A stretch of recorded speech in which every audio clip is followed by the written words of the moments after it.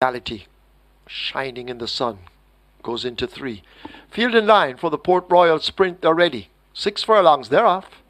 She's a Wonder as usual, came off a beat slow.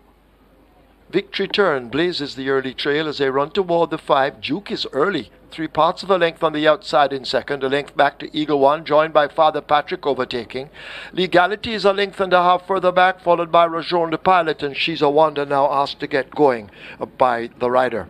They leave the half mile and make their way spinning into that turn, and it's Victory Turn out in front. Duke harassing all the while, just a length down as they slip past the 7/16. Father Patrick inching closer. She's a Wonder is recovered as they go flashing past the 3. Eagle One is further back and racing in 5th, just about 6 lengths off the lead. Legality now about to be overtaken by Rajon the Pilot as they turn for home, and the Grey Duke has picked it up at the top of the lane in the Port Royal Sprint. Can they catch Duke? He does stay inside the final 3/16. It's the Grey Duke and the rider wailing away with a right-hand stick. Father Patrick trying to reel him in. She's a Wonder has a mountain to climb. Rajon the Pilot now gets going with Eagle One, but it is Duke out in front under Robert Halladine. They're in the final 16th, and Duke and the Port Royal Sprint. Duke wins it. Rajon the Pilot maybe just second over Father Patrick, then Eagle One and Legality going by together.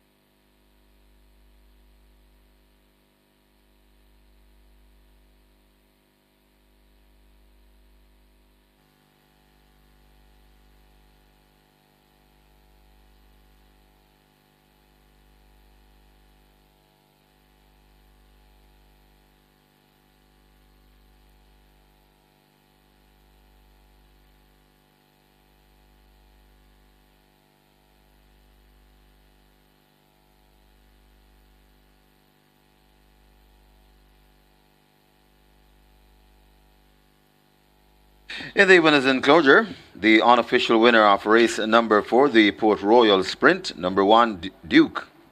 5-year-old Grey Horse by Casual Trick. Lady Macbeth by Bop. Bird Michael Bernard owned the Success Farm.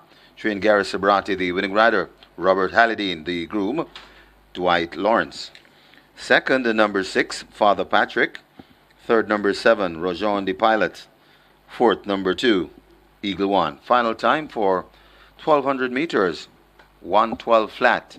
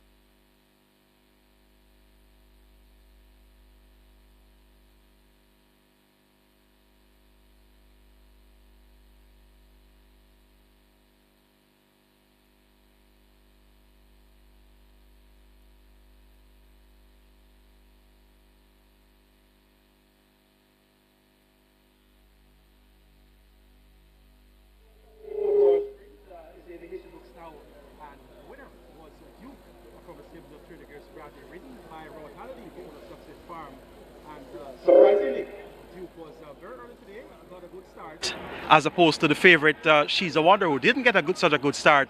And the Duke was very comfortable all the way through the 1200-meter sprint and turned for home with the lead and then kept on going, did Duke. We now have trainer Gear Sobrati.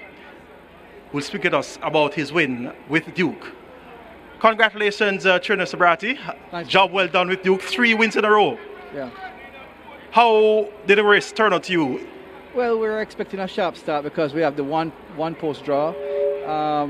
He got a really good break and he was really earlier than I thought. I thought he'd be about 2 or 3 lengths behind the speed, but he was pretty close. I saw him very comfortable.